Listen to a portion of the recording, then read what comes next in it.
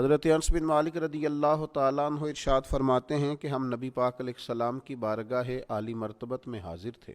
اچانک نبی پاک علیہ السلام نے مسکرانا شروع کیا، یہاں تک کہ میرے پیارے محبوب صلی اللہ تعالیٰ علیہ وسلم کے مقدس دانت مبارک ظاہر ہو گئے۔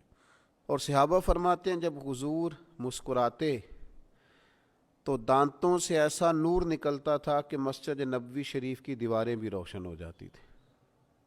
حضور مسکرائے تو سیدنا عمر رضی اللہ تعالیٰ عنہ نے عرض کیا کہ یا رسول اللہ صلی اللہ تعالیٰ علیہ وسلم، میرے ماں باپ آپ پر قربان ہو، کس بات پر آپ ہنسے؟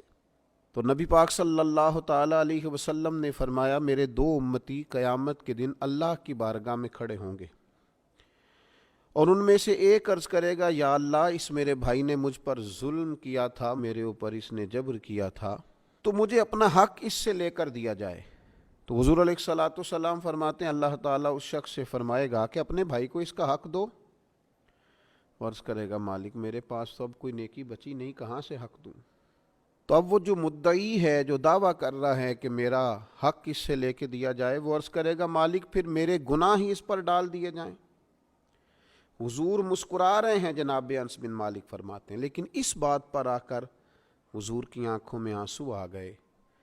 نبی کریم صلی اللہ تعالیٰ علیہ وسلم فرمانے لگے، وہ بڑا ہولناک دن ہوگا قیامت کا۔ لوگ اس دن تلاش کریں گے کہ کوئی ایسا شخص ہمیں ملے، ضرورت محسوس کریں گے کہ جو ہمارا بوجھ اٹھائے۔ اب وہ شخص عرض کرتا ہے، مالک میرے پاس تو کوئی نیکی نہیں ہے، اور یہ کہہ رہا ہے میرے گناہ ہی اس پر ڈال دیے جائیں۔ تو نبی پاک علیہ السلام فرماتے ہیں اللہ تعالیٰ اس مدعی سے فرمائے گا، ذرا سر تو اٹھا، جنت کی طرف تو دیکھ۔ تو وہ جنت کی طرف سر اٹھا کر دیکھے گا اور دیکھ کر عرض کرے گا، مالک میں ایک چاندی کا شہر دیکھ رہا ہوں جس میں سونے کا محل بنا ہوا ہے، ہیرے جواہرات سے مرصع ہے وہ محل۔ اے مالک، کون اس کا مالک بنے گا؟ یہ کس کو ملے گا؟ تو اللہ تعالیٰ فرمائے گا، جو اس کی قیمت ادا کرے۔ تو وہ عرض کرے گا، مالک اس کی قیمت کون ادا کرے گا؟ تو اللہ تبارک و تعالیٰ فرمائیں گے، تو بھی اس کا مالک بن سکتا ہے۔ تو بڑے تجسس سے، بڑے شوق سے عرض کرے گا، مالک میں کیسے مالک بن سکتا ہوں؟ تو اللہ فرمائے گا، تو اپنے بھائی کو معاف کر دے، میں تجھے اس محل کا مالک بنا دیتا ہوں۔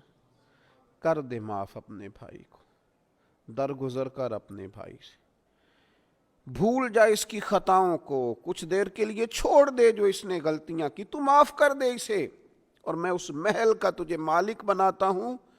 نبی پاک صلی اللہ تعالیٰ علیہ وسلم ارشاد فرماتے ہیں، وہ فوراً عرض کرے گا، مالک میں نے اپنے بھائی کو معاف کیا۔ تو اللہ تبارک و تعالیٰ ارشاد فرمائے گا، اس کا ہاتھ پکڑ اور پھر اسے جنت میں ساتھ لے جا۔ گویا میں نے اسے بھی جنت دی۔ یہاں شارحین حدیث نے لکھا ہے کہ یہ جس کو کہا جا رہا ہے کہ اس کو پکڑ کے جنت میں لے جا، اگرچہ اس سے غلطیاں ہوئیں لیکن بعد میں اس نے توبہ سچی کی، اس نے اللہ کی بارگاہ میں گڑ گڑا کے معافیاں مانگی، اس نے کوشش کی حق ادا کرنے کی۔ لیکن اگر کچھ کمیاں رہ گئیں تو چونکہ سچا تھا، ادا کرنا چاہ رہا تھا، کچھ باتوں پہ پہنچ نہ سکا، تو آج اللہ تبارک و تعالی اس کی طرف سے لوگوں کو صلہ عطا کر رہا ہے۔ اللہ فرماتے ہیں، اس کا ہاتھ پکڑ اور جنت میں لے جا۔ اللہ کے محبوب صلی اللہ تعالیٰ علیہ وسلم نے نتیجے کے طور پر، رزلٹ کے طور پر یہاں ایک بات ارشاد فرمائی۔ حضور فرمانے لگے، اللہ تعالیٰ سے ڈرو اور باہمی معاملات درست رکھو، اللہ تبارک و تعالیٰ قیامت کے دن مومنوں میں صلح کرائے گا۔ تو تم یہیں اپنے معاملات کو درست رکھو۔ اب مجھے بتائیے، ایک تو یہ نتیجہ نکلا کہ مالک کریم کتنا ہے، مہربان کتنا ہے، توبہ کرنے والے پر عطا کتنی۔ دوسرا، حضور کی علم و حکمت کی اس گفتگو سے سمجھیے کہ اللہ درگزر کرنے والے کو عطا کتنا کرتا ہے، اور پھر یہ بھی دیکھیے کہ صلح کرانا کتنا مقدس کام ہے۔ دو بھائیوں کو ملا دینا، قریب کر دینا، روٹھے ہوئوں کو ایک دوسرے کے قریب کرنا کتنا عظیم کام۔ تو نبی پاک علیہ السلام کی اس خوبصورت بات سے، اس انتہائی معنی خیز حدیث سے اپنے لیے موتی حاصل کریں، دل کو بڑا کریں، سینے میں گنجائش پیدا کریں، اور اپنوں کے لیے درگزر کا دروازہ کھولیں۔ اللہ تعالیٰ سمجھنے کی توفیق عطا فرمائے۔